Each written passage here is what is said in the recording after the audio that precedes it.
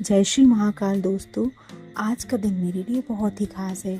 आज है हरियाली तीज और मैं करवा रही हूँ शिव जी का रुद्राभिषेक। ये दिन मेरे लिए बहुत ही खास होता है। इस दिन का इंतजार मैं पूरे साल करती हूँ। साल में एक बार मैं शिव जी का रुद्राभिषेक जरूर करवाती हूँ। तो आखिर वो आज दिन आ ही गया। और इस सावन के महीने में रुद्राभिषेक करवाना हमारे लिए बहुत ही सौभाग्य की बात है। इसी की तैयारी में मैं और मेरे हस्बैंड सुबह 5 बजे से लगे हुए हैं और रियली में वो मुझे बहुत सपोर्ट करते हैं। तो सबसे पहले मैंने छोले रख दिए थे उबलने के लिए। जब तक छोले उबलेंगे यहाँ पर मैं कर लेती हूँ ग्रेवी की तैयारी। उसके लिए मैंने टमाटो ले लिए हैं और ग्राइंड की हुई मूंगफली ले लेती हूँ। इनको मैंने पहले रोस्ट कर लिया था। आज मैं आपके साथ कोई भी रेसिपी डिटेल में शेयर नहीं कर पाऊंगी। इन शॉर्ट मैं आपको बता दूंगी। यदि आपको इन रेसिपी में से कोई भी रेसिपी पसंद आए आप मुझे कमेंट करिएगा, मैं आपको पर्सनली शेयर कर दूंगी। तो आज मैं बनाने वाली हूँ छोले की सब्जी, वो भी विदाउट अनियन और गार्लिक। उसके अलावा बनाऊंगी मैं खीर और मिक्स वेज और शिव जी का प्रिय भोग। तो सबसे पहले बनाऊंगी मैं छोले। छोले में पहले ही मैंने टमाटर को और ग्राइंड की हुई मूंगफली को पकने के लिए रख दिया था।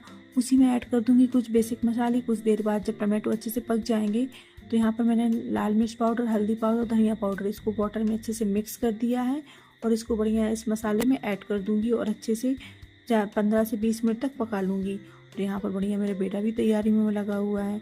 आज वो पापा से चॉपिंग सीख रहा है। एक्चुअली आज सारी चॉपिंग मेरे हस्बैंड ने की है क्योंकि अकेली पड़ जाती हूँ, बहुत सारा काम है। कम से कम 20 से 25 लोगों का खाना बनाना है और वो मैं ही बना रही हूँ। तो पूजन का खाना है तो मैं कोशिश करती हूँ कि मैं खुद ही बनाऊँ सारा। तो यहाँ पर बढ़िया मैंने मेरा जो मसाला है थोड़ा पक गया है, उसमें ऐड कर दूँगी बॉइल्ड किए हुए पोटैटो। बढ़िया इनको अच्छे से मिक्स करने के बाद 5 से 10 मिनट तक पका लेती हूँ और फिर ऐड कर दूँगी छोले। तो इस तरीके से हमारे यहाँ बिना गार्लिक और प्याज के छोले बनते हैं। और पूजन सामग्री में हमेशा जब भी पूजन होता है तो सात्विक खाना ही बनाना चाहिए। तो ये वीडियो उन लोगों के लिए बहुत बेनिफिशियल हो सकता है जो सात्विक खाना खाते हैं, जो गार्लिक और अनियन का यूज़ नहीं करते हैं। तो ऐसे लोग इस वीडियो को पूरा ज़रूर देखें। और यदि आपको कोई भी डाउट हो आप मुझे कमेंट करें, मैं आपको पर्सनली ये वाली डिश शेयर कर दूँगी। ये जो मेरी छोले की सब्ज़ी है बन के तैयार हो गई है। साथ में मैंने डाल दी कुछ कसूरी मेथी। इसको बढ़िया अच्छे से 5 से 10 मिनट तक फिर से पका लूँगी। जब अच्छे से उबाल आ जाएगा इसमें तो फाइनली हमारी जो छोले की सब्ज़ी है विदाउट अनियन और गार्लिक की बहुत अच्छी तैयार है। और ऐसा नहीं है, थिकनेस भी अच्छी आ जाती है। विदाउट गार्लिक और अनियन की भी सब्ज़ी बहुत अच्छी बनती है। अब मैं देख ली हूँ मिठाई। तो यहाँ पे जो मेरा मिल्क है अच्छे से बॉयल हो गया है। थोड़ा सा थिकनेस अभी कमी है इसमें, तो इसको अभी थोड़ा सा और पकाऊंगी मैं। इसमें डाल देती हूँ थोड़ा सा केसर और साथ में डाल देती हूँ 1 कप शुगर और इसको 15 से 20 मिनट तक और थोड़ा सा पका लूँगी। जब इसमें थिकनेस अच्छी आ जाएगी तो फिर मैं बनाऊँगी भगवान का भोग। तो बढ़िया इस तरीके से हमारे यहाँ पूजन की सामग्रियों को तैयार किया जाता है। मेरे हस्बैंड ऐसे बोल रहे थे कि मैं बाहर से लेके आ जाता हूँ स्वीट्स, लेकिन मेरा मन नहीं करता है। मैं सोचती हूँ कि अगर भगवान का भोग बनना है तो वो हमें घर में ही बनाना चाहिए, क्योंकि शॉप पे भी बहुत सारे लोग उसको टेस्ट करके देखते हैं। तो फिर वो प्रसाद एक प्रकार से जूठा ही हुआ ना।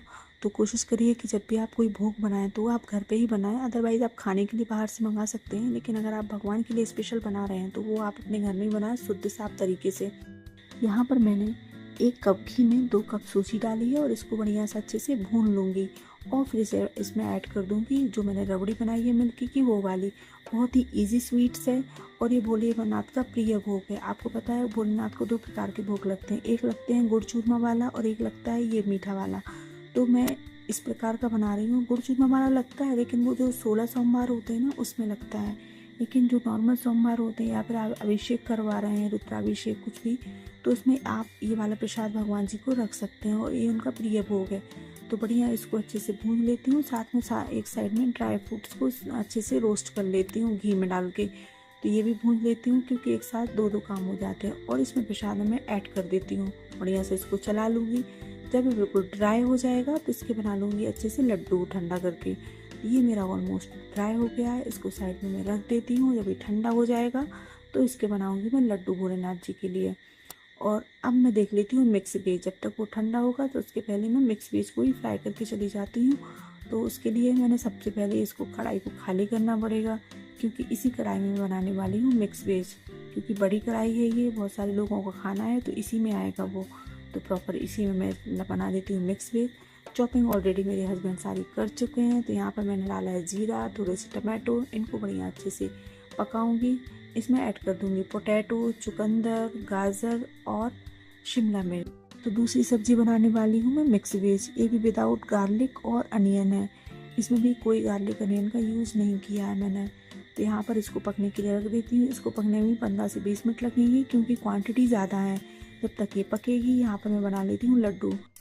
और गाइस, जब भी आप अपने घर में कोई पूजन करें तो आप बिल्कुल इसको एक बार ज़रूर ट्राई करें। इंस्टेंट लड्डू हैं, बहुत ही टेस्टी बनते हैं। बड़ों से लेके बच्चों तक सबको पसंद आए थे ये, और बहुत ही जल्दी बन जाते हैं क्योंकि भोग रहता है। हम सेम डे बनाते हैं, ऐसा नहीं कि हम एक दिन पहले बना के रख दें और दूसरे दिन भोग लगाएं।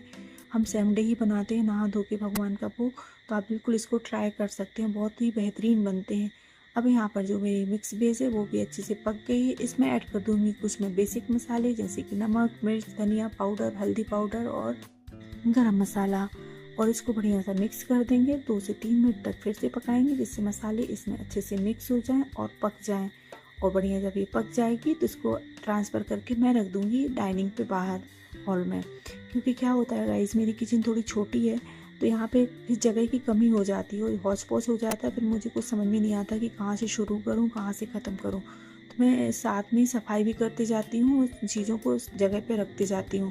तो यहाँ पे मैं इसको ट्रांसफ़र करके रख देती हूँ। फिर से इसी कढ़ाई को साफ़ करके इसी में खीर बनाऊँगी क्योंकि ये बहुत बड़ी कढ़ाई है और इसमें बहुत अच्छे से बनती है, नीचे लगती भी नहीं है। सब्जी बनाओ या कुछ भी बनाओ, अगर ज़्यादा क्वांटिटी में बना रहे हैं तो मुझे ये कढ़ाई बहुत पसंद है। जब भी मैं कोई ओकेज़न होता है तो मैं इसी में बनाती हूँ। तो बढ़िया सा इसको फिर से साफ़ करके इसमें रख दूँगी। 2 लीटर दूध डाल दिया है इसमें मैंने, और साथ में डाल दूँगी जब तक ये मिल्क उबलेगा। यहाँ पर साइड में मैं कुछ किशमिश को तल लेती हूँ घी में, और ड्राई फ्रूट्स ऑलरेडी मैं रोस्ट कर चुकी थी पहले जब मैंने लड्डू बनाए थे। तो यहाँ पे मैं इनको निकाल लेती हूँ और राइस भी इसी घी में अच्छे से तल लूँगी और ये सारी चीज़ें ऐड कर दूँगी इस मिल्क में। राइस भी ऐड कर दूँगी, ड्राई फ्रूट्स, इलायची पाउडर, किशमिश, कस्टर्ड पाउडर और शुगर, इन सारी चीज़ों को मिला के लो फ्लेम पे रख देती हूँ क्योंकि ऑलरेडी मुझे लेट हो रहा है, 12 बज गए, 1 बजे पंडित जी आ जाएंगे तो मुझे रेडी भी होना है। तो इसको मैं लो फ्लेम पे करके चली जाती हूँ और रेडी होने के लिए, और बढ़िया जब तक ये उबलेगी लो फ्लेम पर। अब मैं रेडी भी हो गई हूँ।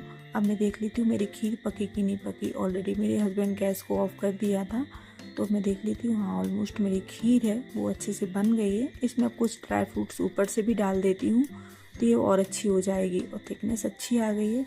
और खीर तो मुझे इतनी पसंद है, और पता नहीं आजकल मीठा खाने की बहुत क्रेविंग होती है। कुछ ना मिले तो मैं शुगर ही खा लेती हूँ, तो मेरे को पता नहीं मन करता है कि बस मैं मीठा खाती रहूँ।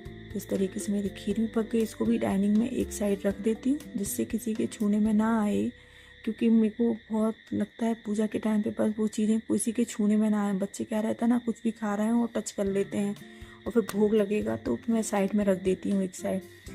अभी यहाँ पर मैंने कर लिया शिवलिंग का निर्माण, हमारे भोले जी का निर्माण कर रही हूँ मैं, और बहुत ही अच्छा फील होता है। जब लोग छोटे छोटे थे ना तो मेरी मम्मी भी ऐसे ही पूजा करवाती थी घर में, और हमारे घर में अभिषेक बहुत अच्छे से होता था।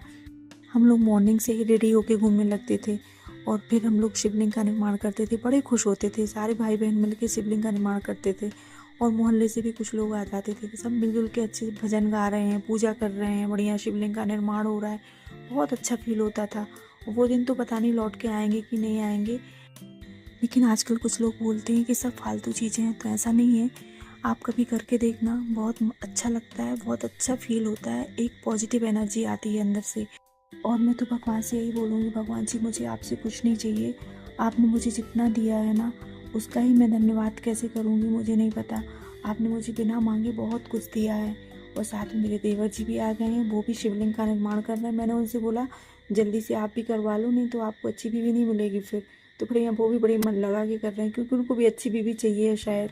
और मेरे बेटे के सब मज़े ले रहे हैं, उसको बड़े मज़े आ जाते हैं जब सब लोग आते हैं। इस तरीके से हमारे सारे परिवार ने मिलकर पूजन किया, और फिर पंडित जी आए तो पंडित जी ने बढ़िया रुद्राभिषेक का समापन किया। और भगवान से मैं यही विनती करूँगी, भगवान मेरे बच्चे पर, मेरे पति पर और मेरे परिवार पर अपनी आशीर्वाद को हमेशा बनाए रखना। कभी किसी को कोई परेशानी हो, कोई दिक्कत ना आए, सभी के बुरे ग्रह नक्षत्रों को शांत करना। हे प्रभु सब पर अपनी कृपा बनाए रखना। इसी तरीके से हम सब ने खाना खाया। आज का वीडियो दोस्तों यहीं तक था। मिलते हैं नेक्स्ट वीडियो में। ओम नमः शिवाय।